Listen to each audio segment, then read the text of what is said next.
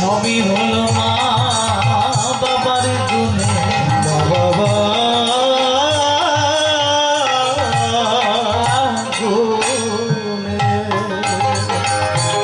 হরিচাঁদের শ্রীচরণ শিরেতে করে ধারণ প্রণমিলাম শ্রী গুরু চাঁদে যা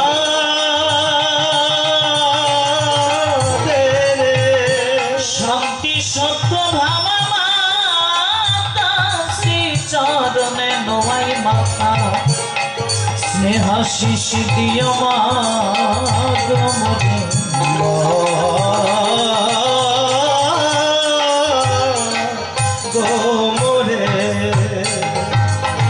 হরি ভক্ত সাধুগণে কৃষ্ণ ভক্ত মহাজন আর যত ভক্ত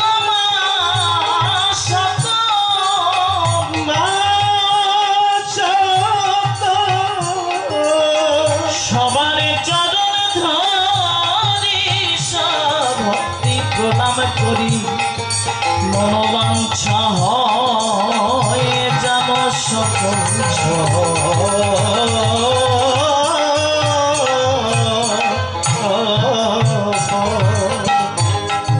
ভুল হলে মোরে জানি আমাকে সন্তান জ্ঞানে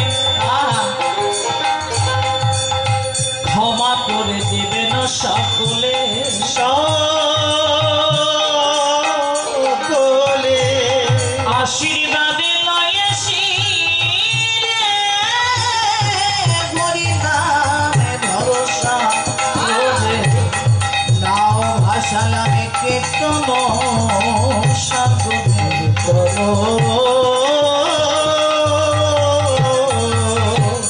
সাগরে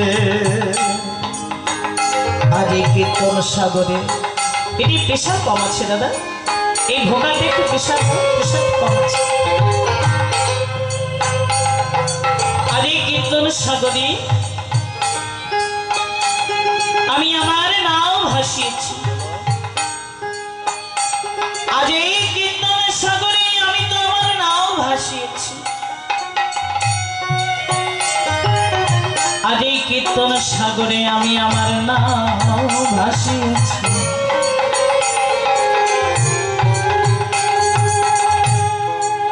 কিন্তু আমার এই যে জীর্ণ তরি এই তরিতে করে কি আমি সবাইকে নিয়ে সেই দেশে পৌঁছাতে পারবো তাই আজ আমার একটা ঘটনার কথা মনে পড়ে গেল আপনারা নতুন ভক্ত জানতে আছেন আপনারা নতুন ভক্ত জানতে আছেন বিচরণ পাগলের নাম শুনেনি এমন নতুন ভক্ত বোধ হয় কেউ নেই বিচরণ পাগলের নাম আপনারা শুনেছেন তো সে তো পাগল পাগলের কখন কি কোন পাগলাম তার মাথায় চাপে তা তো কেউ বলতে পারে না এই বিচরণ পাগল কি করেছে একদিন মাঘ মাসের পূর্ণিমা তিথিতে ওই ছোট্ট খানে ডিঙি নৌকা নিয়ে কোনটা টোল বেশি আছে দাদা দেখো তো জয় হরি বল এই ভোগালটাও চেপে আছে আমার একটু চেপে আছে একটু খোলামেলা করো জয় হরি বল জয় হরি হ্যালো হরি বল জয় হরি এই বিচরণ পাগল একদিন মাঘ মাসের পূর্ণিমা তিথিতে ওই ছোট্ট খানে ডিঙি নৌকা নিয়ে তালতলা খালের পূর্ব পারে বসে গুনগুন স্বরে হরি নাম করছে স্নিগ্ধ আলোকে বহুদূর পর্যন্ত দেখা যায় কিন্তু ওই ঝিঝি রব ছাড়া আর কিছু শোনা যায় না তেমন সময় বিচরণ শুনতে পারে কে যেন খালির পশ্চিম পাড় থেকে ডাক দিয়ে বলেছে বিচরণ ও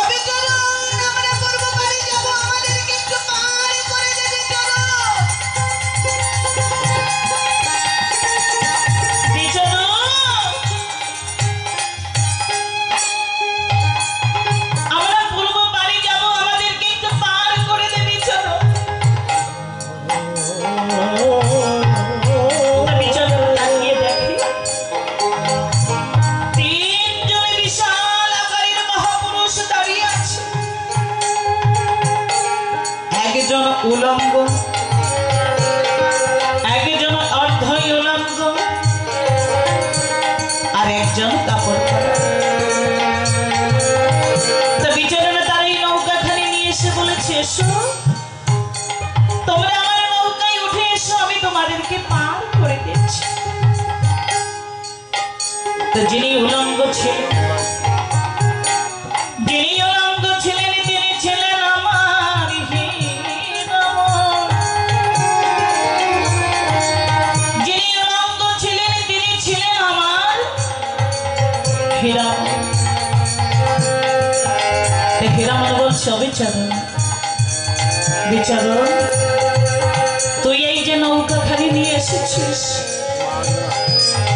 এই নৌকায় তো আমার এখনো পাও ধরে না।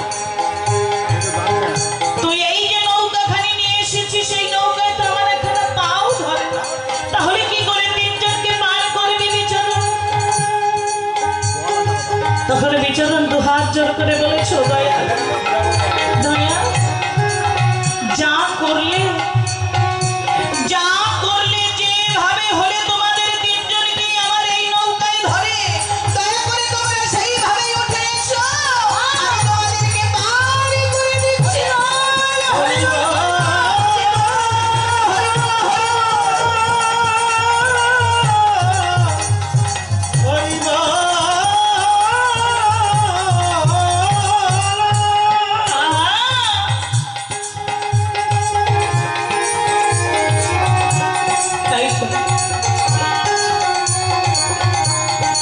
আজ এই কীর্তন সাগরে আমিও আমার নাও ভাসিয়েছি।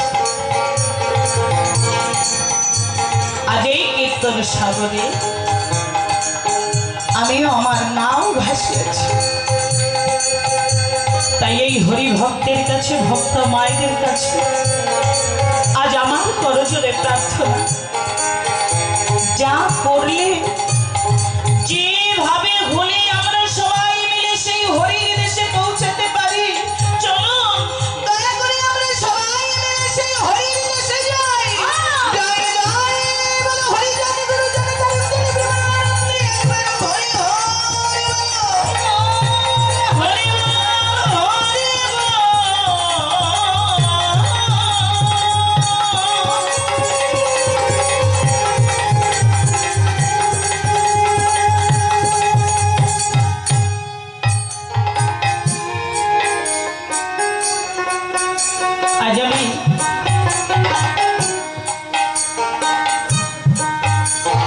আজ আমি আপনাদের সামনে দাঁড়িয়েছি,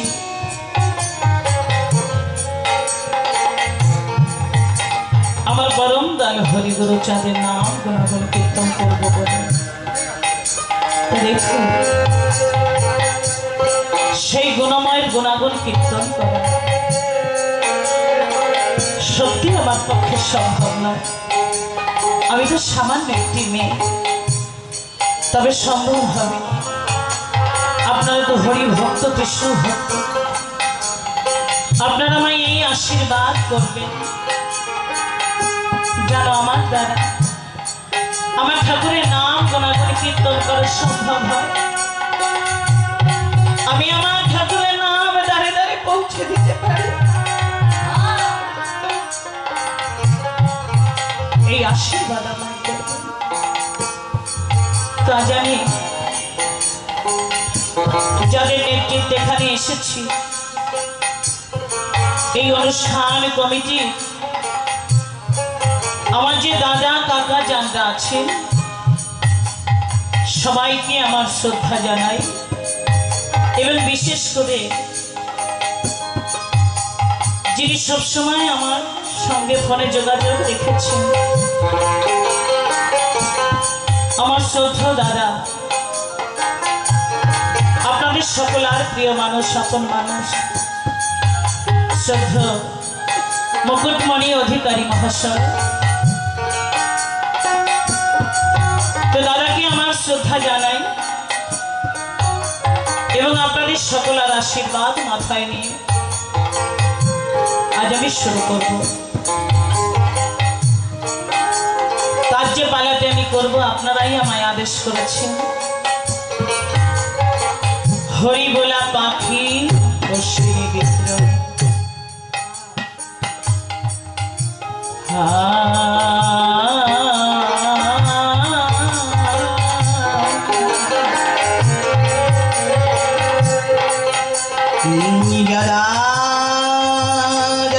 ধর্মস্ব জ্ঞানী ভগবতী ভারত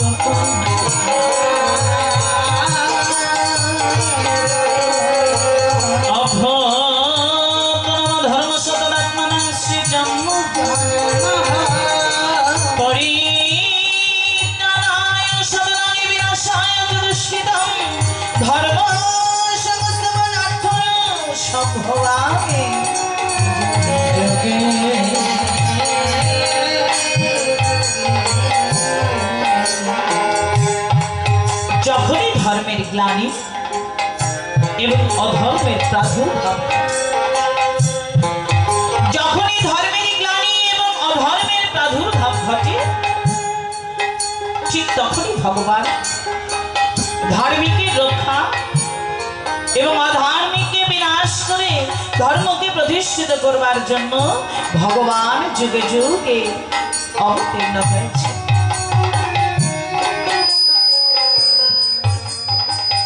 ত্রেতায় এসেছে শ্রীরামচন্দ্র, তিনি ছিলেন গৃহী। দাপর যুগে এসেছে আমার কৃষ্ণ ভগবান, তিনিও ছিলেন গৃহী। শ্রীকৃষ্ণ শ্রীরামচন্দ্র ছিলেন গৃহী, তাই তো তাদের ধর্মমত সাধক সন্ন্যাসীরা গ্রহণ করতে পারেন। আর কলির প্রথমার্ধে এসেছে আমার গৌরাঙ্গ মহাপ্রভু, তিনি সন্ন্যাস নিয়ে জীবের দাঁড়ে দাঁড়ে কেঁদে গেল। গৃহী কিন্তু গৃহী হয়ে গেল। তাই তো ভক্তরা দুটো শ্রেণীতে বিভক্ত হয়ে গেল, কি গৃহী এবং সন্ন্যাস। তাই এই দুই শ্রেণীর ভক্তদেরকে একসঙ্গে মিলিত করতে কলির দিদি আর এসেছে আমার পূর্ণ ব্রহ্ম শ্রী শ্রী হরিচাঁদ ঠাকুর। তিনি এসে এই দুই শ্রেণীর ভক্তদেরকে একসঙ্গে মিলিত করে দিয়ে কি বললেন, দেখেতে বসিয়া যার হয় ভাবোদয়, সেই সে পরম সাধু জানিবে নিশ্চয়। দেখেতে বসিয়া যার হয় ভাবোদয়, সেই সে পরম সাধু জানিবে নিশ্চয়। জপমালা হাতে বন্দি, আমি এক হাতে মালা জপ করছি, অন্য হাতে আমাকে হিসাব রাখতে হচ্ছে। আমি কতবার নাম করেছি, আমাকে হিসাব রাখতে হচ্ছে। আমি কতবার নাম করলাম। তোমার দয়া হরি সেই হাতটাকে মুক্ত করে দিয়ে কি বললে, হাতে কাম মুখে নাম,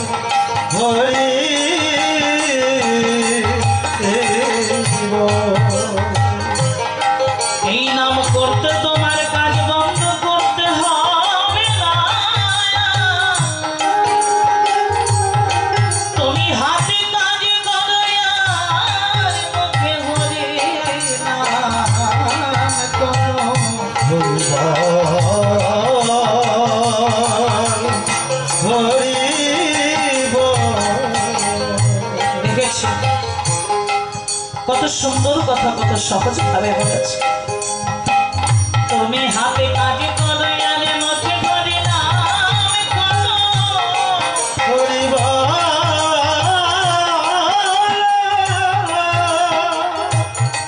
আমার দিনকে একবার এই হরি নাম করো।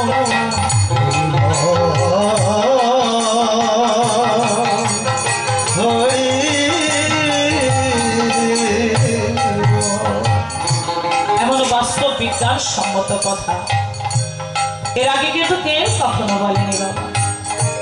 ধর্ম ধর্ম মানুষের মনের ক্ষুধা মেটায়, পেটের ক্ষুধা মেটায় কে বলে? পেটের ক্ষুধা মেটায় না। পেটের ক্ষুধা মেটাতে গেলে কি করতে হবে? কর্ম করতে হবে। তাই তো ধর্ম এবং কর্মের সম্মিলিত ধর্ম এই মতুয়া ধর্ম। আমরা যদি এই ধর্মের নামে দুহাই দিয়ে আমরা যদি সময় মিলে ভিক্ষা করে বেড়াই তাহলে কি হবে? একটা সময় এই পৃথিবী অচল হয়ে যাবে, যাবে না? আর আমরা যদি সময় মিলে ভিক্ষা করে বেড়াই তাহলে ভিক্ষা দেবে যায়। তাই তো আমার দয়াল হরি বলেছে, হাতে কাম মুখে নাম। তুমি হাতে কাজই করো আর মুখে করে নাম করো।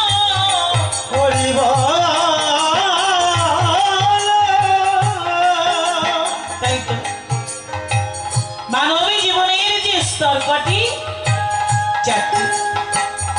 ব্রহ্মচর্য, গার্হস্থ্য, বানপ্রস্থ, সন্ন্যাস। তাই সংসারে থেকেই পালন করা যায়। তাই তো আমার দয়াল হরি নিজে আচরণ করে হাতে কলমে জীবকে শিক্ষা দিয়ে গেছে। আমার দয়াল হরিচাঁদের যে বাস্তববাদী মানব প্রেমের ধর্ম মতুয়া ধর্ম, এই মতুয়া ধর্ম গ্রহণ করে কত অবহেলিত মানুষ তারা গোসাই, পাগল, সাধু, ঠাকুর উপাধি পেয়ে ঐশী শক্তির অধিকারী হয়ে আজ বিশ্ববরেণ্য হয়েছে। তাই আজ আমি তেমনই একজন গোসাইর কথা আজ এই ভক্ত সমাজে আলোচনা করতে চাই, যার নাম ছিল প্রেমিক কবি অশ্বিনী গোসাই, যাকে প্রেমিক রত্ন বলা হতো। আমার সেই প্রেমিক কবি অশ্বিনী গোসাই স্বর্গীয় শরৎচন্দ্র কীর্তনে ছিলেন আমার ঠাকুরদা।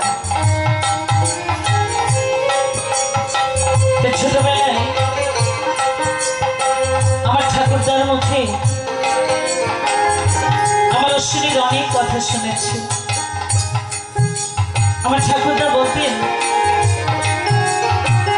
অশ্বিনী গোসাই সবসময় মনে মনে কি যেন বলতো, ঠিক বোঝা যেত না। সবসময় তার নিজের চোখের জলে যে নিজে ভেসে যাচ্ছে এটা বোঝা যেত। আমার অশ্বিনী গোসাই সে চেহারার বর্ণনা ঠাকুরদার মুখে শুনেছে। আজ চোখ বন্ধ করে স্পষ্ট দেখতে পাই আমার সে কাঙাল বেশি অশ্বিনীকে। নগ্ন পা, হাঁটুর উপর পর্যন্ত তোলাই আটখানি ছিন্ন বস্ত্র, জীর্ণ শীর্ণ চেহারা, হাতে রয়েছে তার সেই প্রিয় একতারা,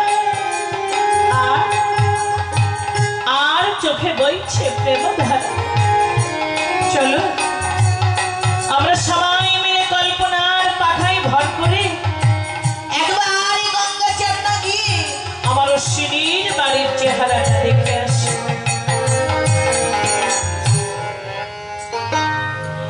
ভাঙা ঘরের চাল বৃষ্টিতে পড়ে জল, শূন্য চালের কলসি পরাপরা দিনে কাটি জল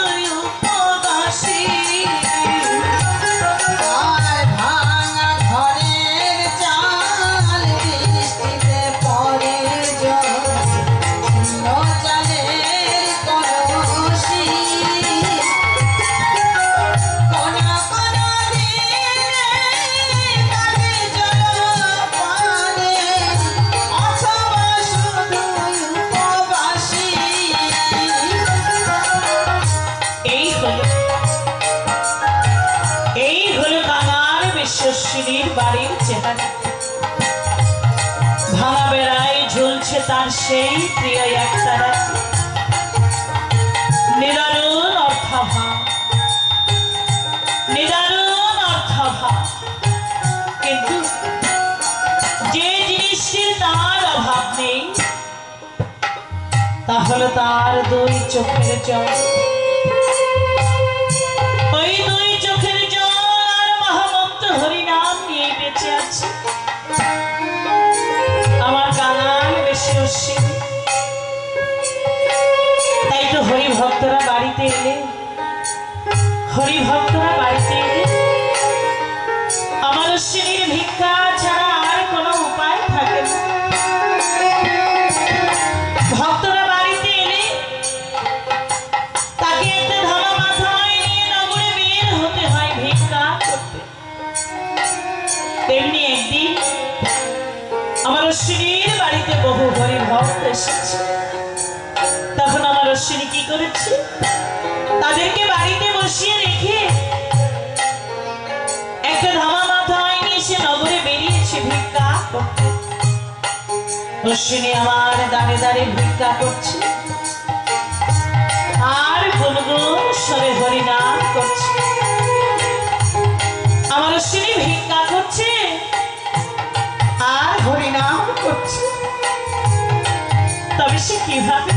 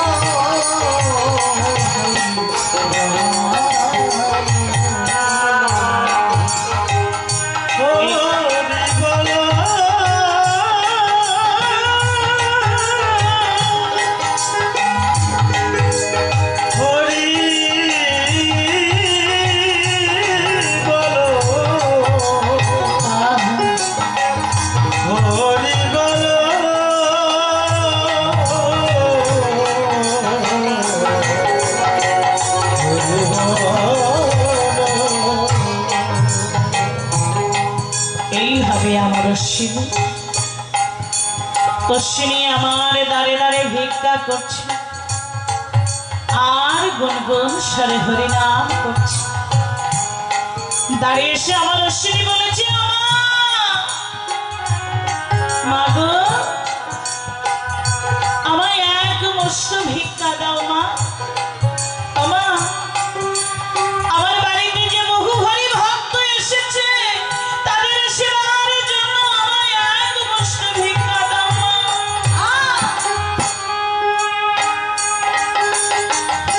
তাই তো অশ্বিনী আমার যে বাড়িতে ভিক্ষা করতে এসেছি, ওই বাড়ির গৃহবধূর নাম ছিল করুণাময়ী। আমার অশ্বিনীকে দেখে করুণাময় হৃদয় যেন করুণায় ভরে গেল। তাই তো তাড়াতাড়ি ঘরে গিয়ে এক সের চাল এনে আমার অশ্বিনীকে দিয়েছে। আর করুণাময়ের শাশুড়ি উনি পাশের বাড়ি থেকে দেখতে পেয়েছে যে বৌমা আমার অশ্বিনীকে ভিক্ষা দিয়েছে। তাই তো বাড়িতে এসে বলেছে, বৌমা, ও বৌমা, আমি না তোমায় বলেছি তুমি কাউকে ভিক্ষা দেবে না? তুমি আমার বাড়ির করে সত্ত্বেও কেন তুমি অশ্বিনীকে ভিক্ষা দিয়েছো? ওই দেখি কোন কলসি থেকে তুমি অশ্বিনীকে ভিক্ষা দিয়েছো দেখি। রুদ্রভাগিনীর সামনে মেষ শাবকের ন্যায়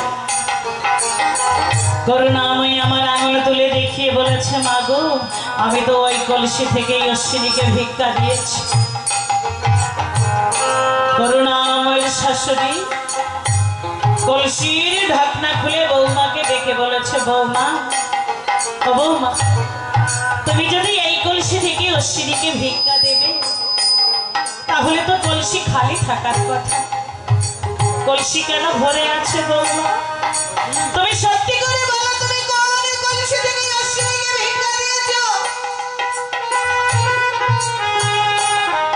করুণাময়ী এত সময় প্রাণ তুমি ঠাকুরকে ডাকছিলে, কিন্তু এবারে আর সে নিজেকে ধরে রাখতে পারেনি।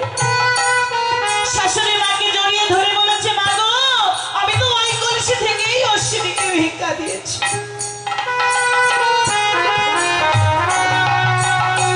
করুণাময়ের শাশুড়ি বৌমাকে বুকে জড়িয়ে ধরে বলেছে, বৌমা, ও বৌমা, অশ্বিনীকে ভিক্ষা দিলে যদি খালি কলসি ভরে যায়, তাহলে আজ থেকে আমি তোমায় আর বাধা দেব না বৌমা। তুমি তোমার মন প্রাণ খুলে তুমি অশ্বিনীকে ভিক্ষা দাও। খুলে ভিক্ষা দিও।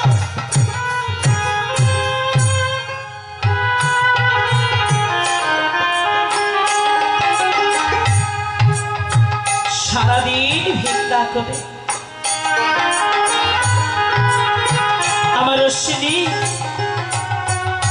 সারাদিন ভিক্ষা করে ওই ভিক্ষা পাত্র হাতে নিয়ে যখন বাড়িতে এসেছে,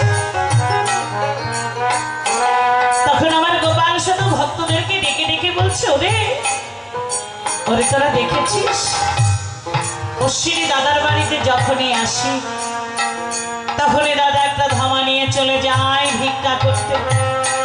ভিক্ষা না করে দাদা আমাদেরকে খেতে দিতে পারে না। এ যে আর ভালো লাগে না, এ যে আর ভালো লাগে না।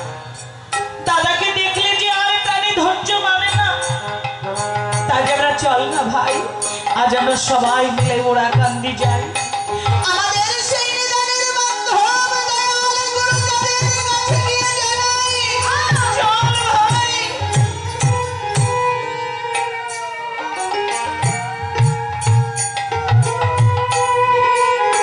সবাই মিলে ওড়াকান্দি এসেছে।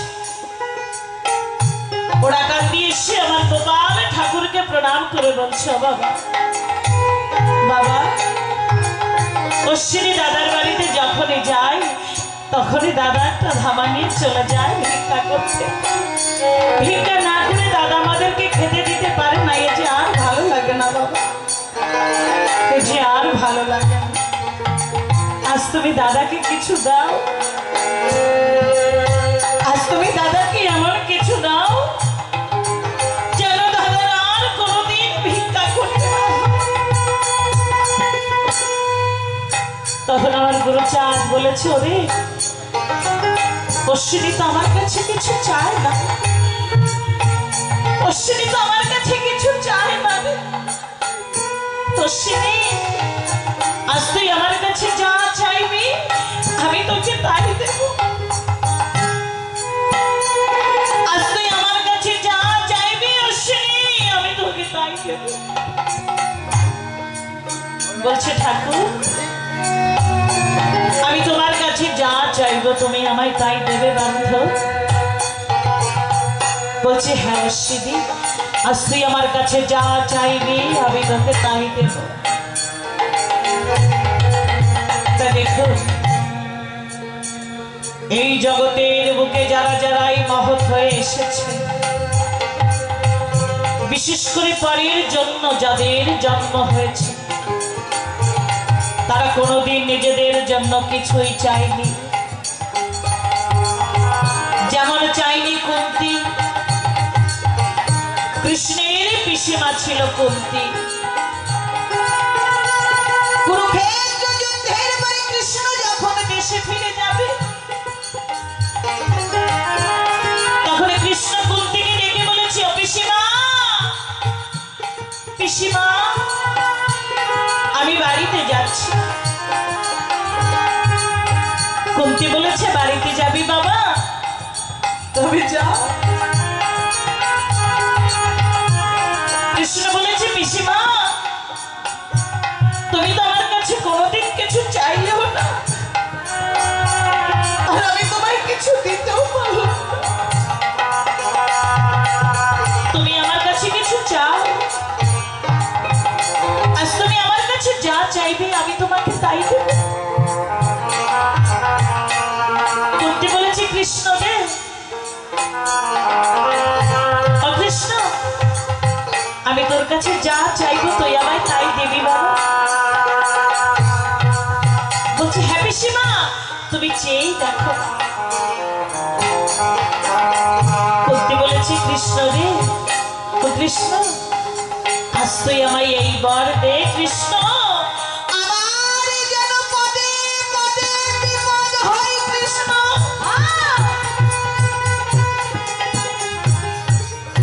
আমার যেন পদে পদে বিপদ হয়। কৃষ্ণ বলেছে, পিসিমা তুমি একই চাইলে, পিসিমা তুমি একই চাইলে। কুন্তী বলেছে, কৃষ্ণ দে। ও কৃষ্ণ,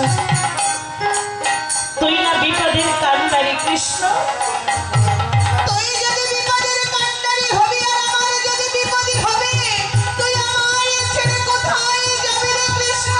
হরি রাম, হরি রাম, ছেড়ে কোথাও যেতে পারবি না কৃষ্ণ।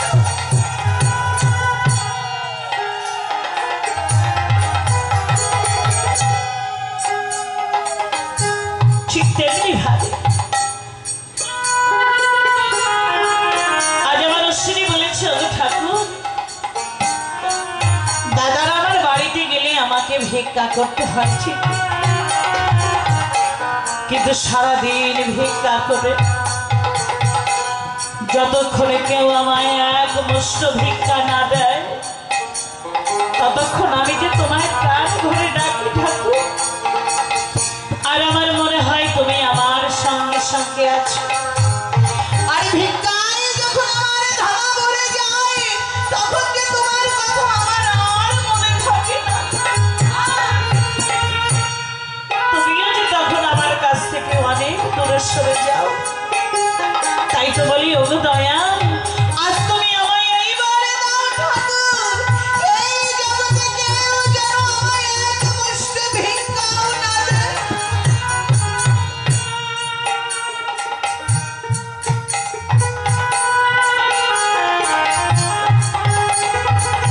আমায় যেন কেউ ভিক্ষাও না দেয়।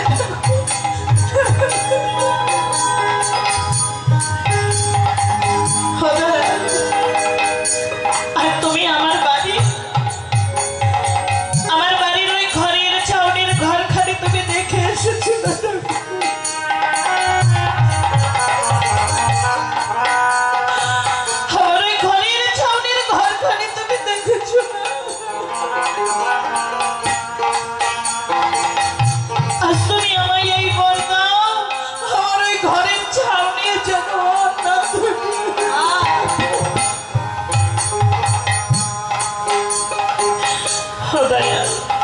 আমার ওই ঘরের ছাউনি যদি থাকে তাহলে আমি যে নিশ্চিন্তে ঘুমিয়ে থাকবো।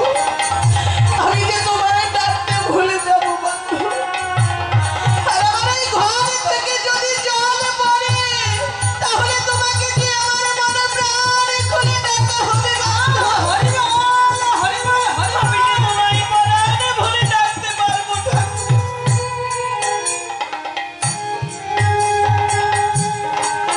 তাই তো বলি ওগো দয়া, দুঃখী পেলে যদি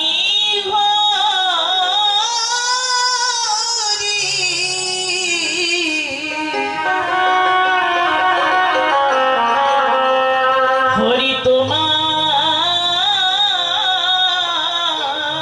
মেলে,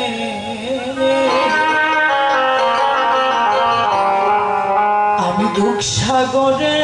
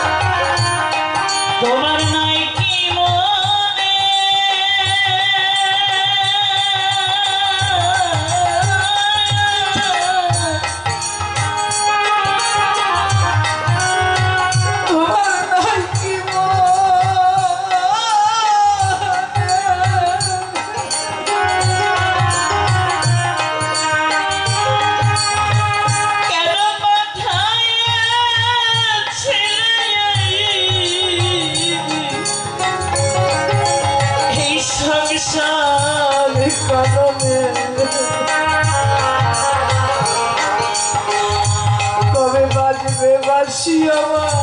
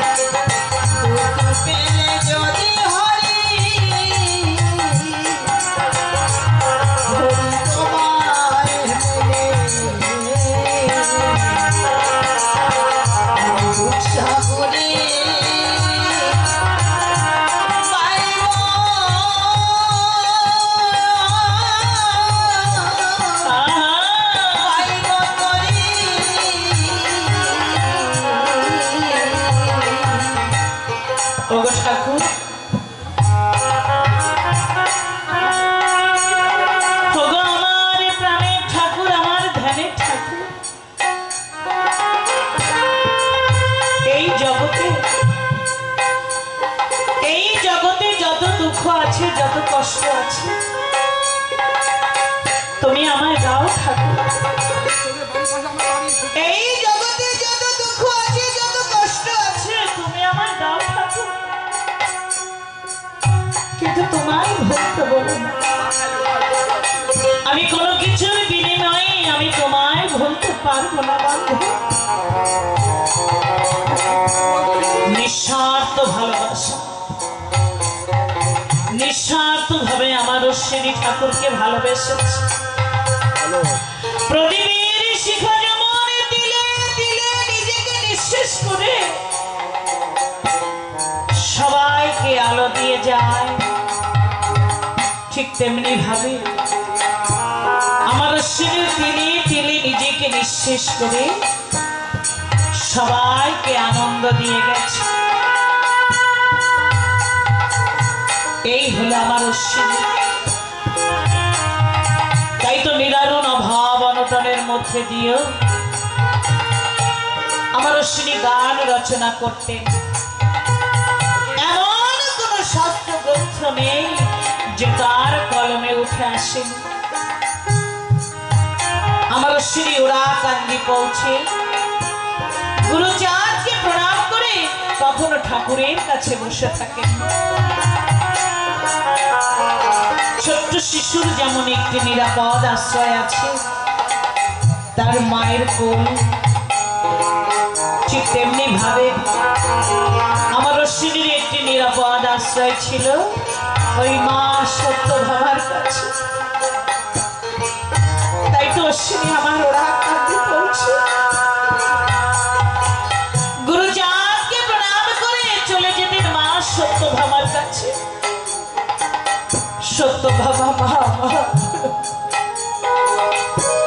অশ্বিনীর ওই মলিন মুখ দেখে বুঝতে পারতেন যে বাচ্চা আমার সারাদিন কিছু খায়নি। তাই তো তাড়াতাড়ি ঘরে গিয়ে নিজ হাতে ভাত বেড়ে এনে আমার অশ্বিনীকে খাইয়ে দিতেন। অশ্বিনীর গায়ের যে ধুলোবালি সত্যভামা মা আমার ঝেড়ে পরিষ্কার করে দিতেন। মাথার যে রুক্ষ কেশ তেল দিয়ে মা পরিপাটি করে দিতেন। দাদা ফোনটা নিয়ে অত জোরে কথা বললে আমি কি করব? হ্যাঁ, তোমার কথা শুনবো?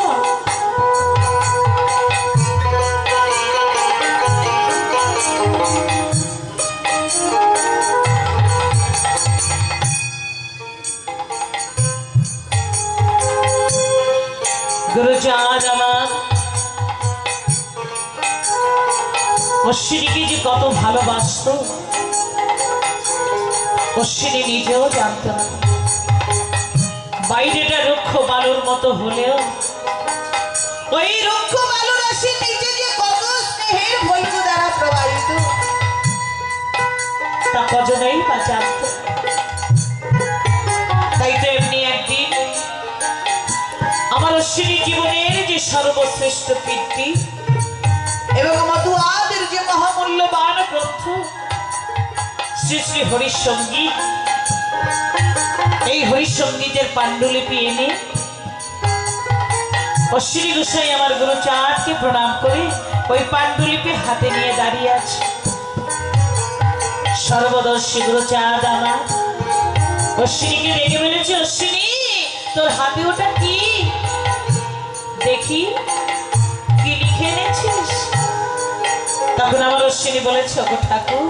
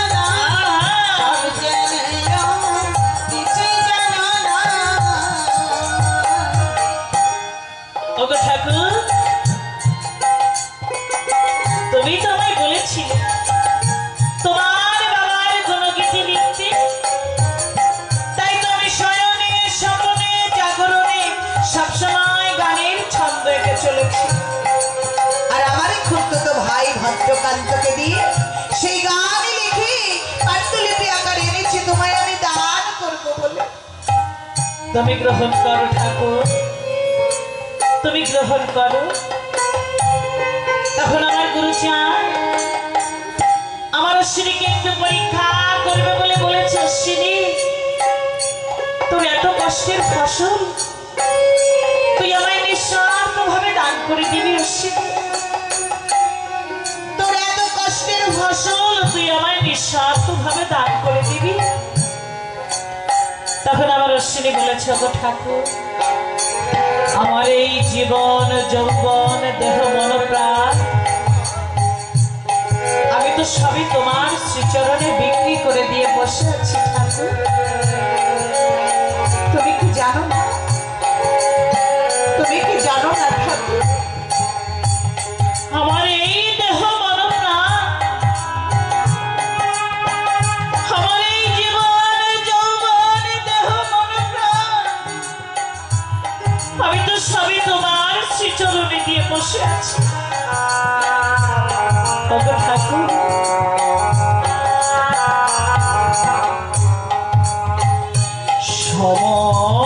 সমর্পিত দেহ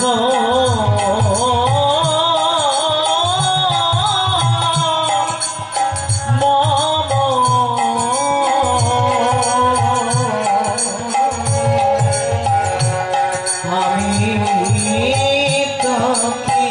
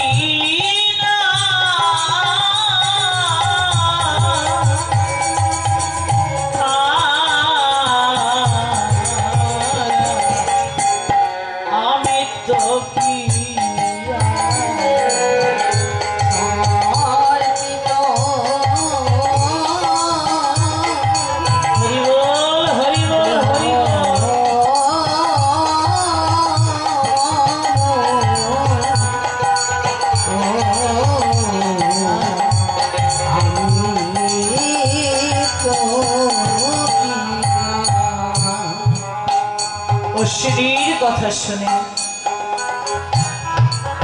গুরুজাত আমার বলেছে বেশ,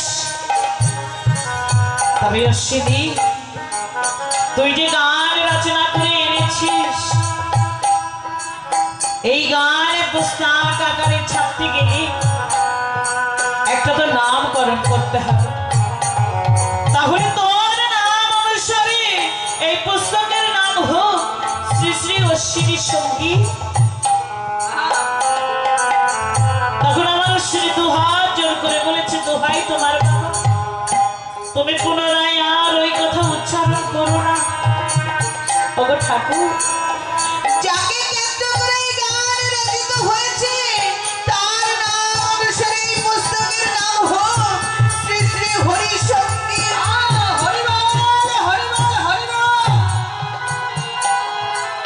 এই কথা শুনে উপস্থিত ভক্তগণ তারা হরিধ্বনি দিয়ে এবং মেয়েরা উলুধ্বনি দিয়ে এই নামকরণ করা তারা সমর্থন করল। হরি বল, হরি বল, হরি বল, হরি বল।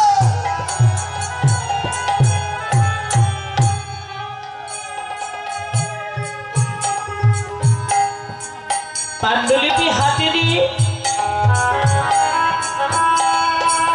গুরুজাত আমার বলেছে, আমি তো এর কিছুই বুঝবো না, এই গান পুস্তক আকারে ছাপবার আগে গানকে তো সংশোধন করতে হবে। তো বিশ্বকবি রবীন্দ্রনাথ ঠাকুর ছাড়া তো আর কেউ পারবে না। তাই আমার গুরুজাতির বড় ছেলে শশীভূষণ, শশীভূষণকে ডেকে বলেছে, শশী ও শশী, আমার অশ্বিনী যে গান রচনা করে এনেছে, এই গান নিয়ে তুমি শান্তিনিকেতনে যাও, রবি ঠাকুরের কাছে যাও। তো শশী বাবু তার এক বন্ধুকে সঙ্গে নিয়ে শান্তিনিকেতনে গেলে। তখন রবি ঠাকুর ডেকে বলেছে, শশী বাবু আপনি এক সপ্তাহ পরে আসবেন। যথারীতি শশী আমার এক সপ্তাহ পরে শান্তিনিকেতনে গেলেন। তখন রবি ঠাকুর ডেকে বলেছে, শশী বাবু এই কবির একখানা গান আমি পড়েছি, এই এক সপ্তাহ ধরে এই কবির একখানা গান আমি পড়েছি। আমায় বাসো বানাবাসো ভালো, তাতে কোনো দুঃখ নাই, তোমাকে বাসিব ভালো, এই ভিক্ষা চাই। আমায় বাসো বানাবাসো ভালো, তাতে কোনো দুঃখ নাই, তোমাকে বাসিব ভালো, এই ভিক্ষা চাই।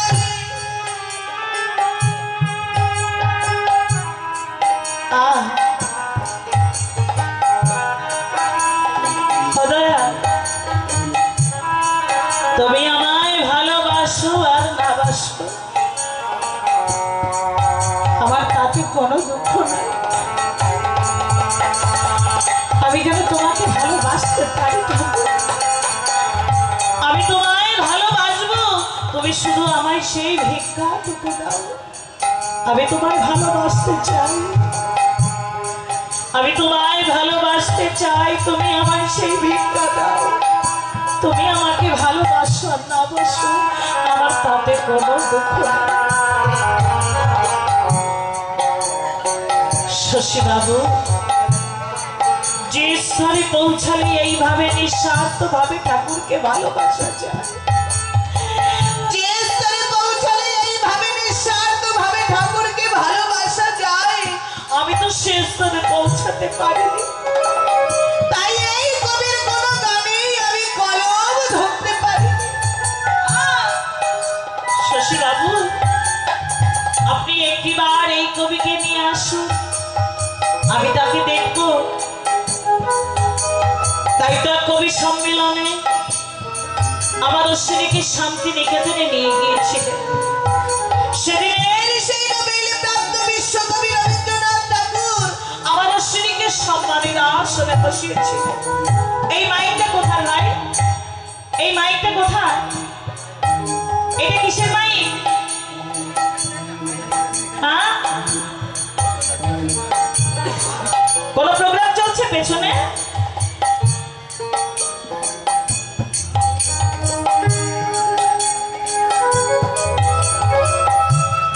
ওই মাইকটা যদি দরকার হয় তাহলে আমি আমারটা বন্ধ করে দিই নাকি? হ্যাঁ, এটা কোথায়? অন্য কোনো জায়গায় প্রোগ্রাম হচ্ছে নাকি? হরি বল হরি বল হরি বল হরি বল।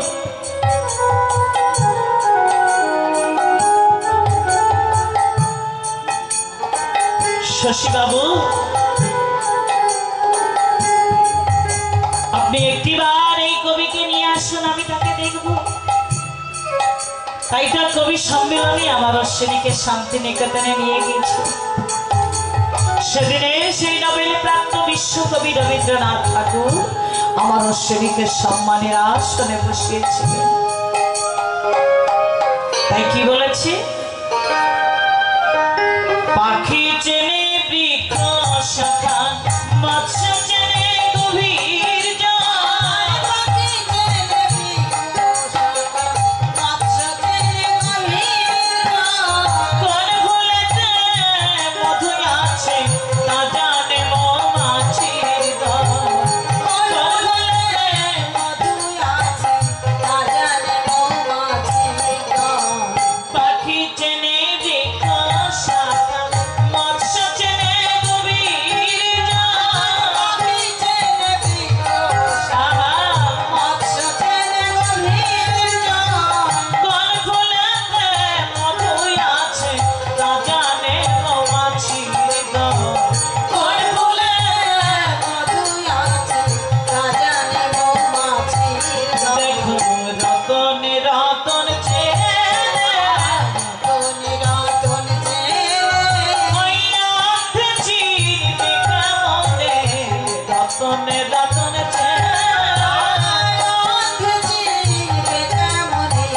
রতনে রতন চেনে, রাতে চিনবে কেমনে? রতনে রতন চেনে, রাতে চিনবে কেমনে? রতনে রতন চেনে।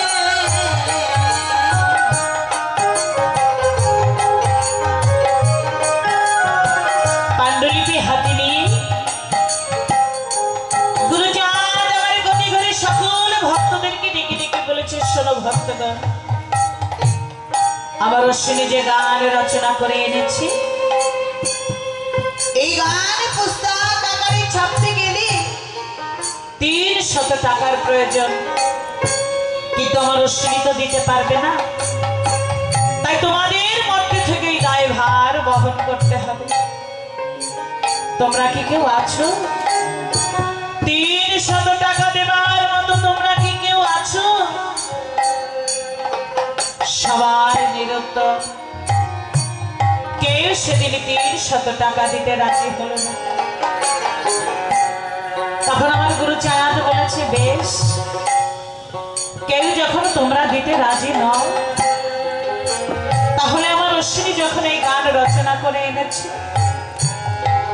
অশ্বিনীকে এই দায়ভার বহন করতে হবে। আজ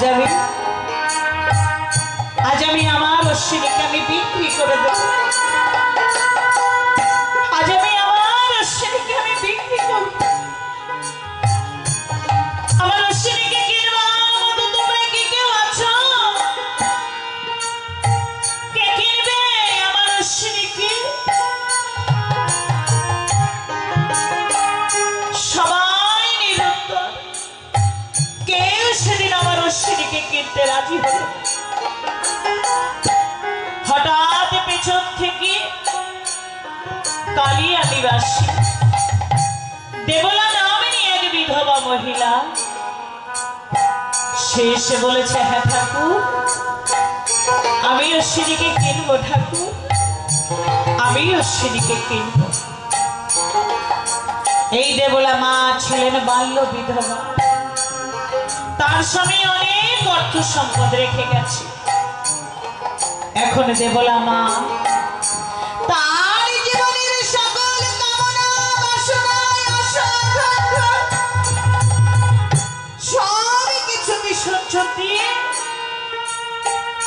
বেশিরভাগ সময় ওরা কাঁদিতে থাকবে, সময়টাকে বড় মা বলে ডাকত।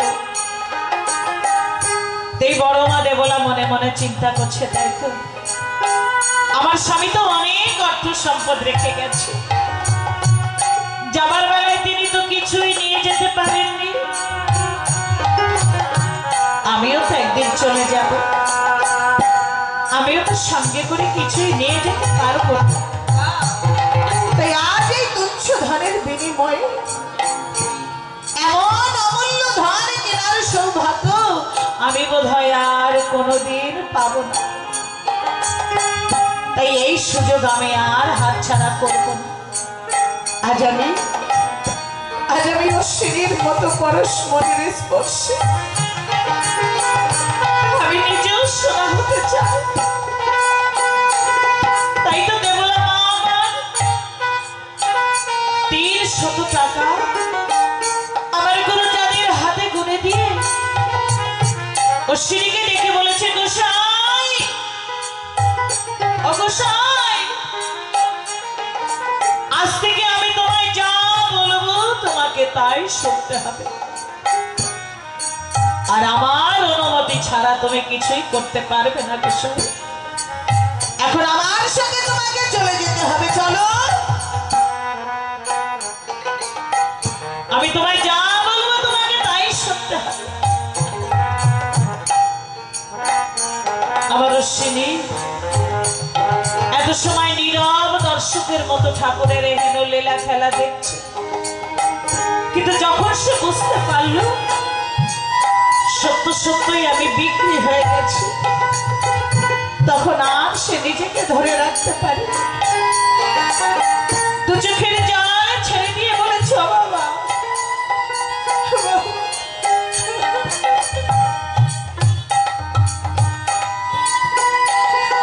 আমি দিনহীন কাঙাল বলে,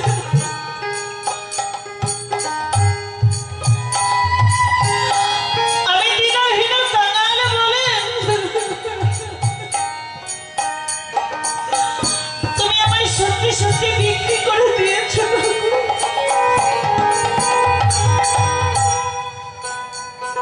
আমি কাঙাল বলে তুমি আমায় বিক্রি করে দিয়েছো দয়া। দিনহীন কাঙালে বলে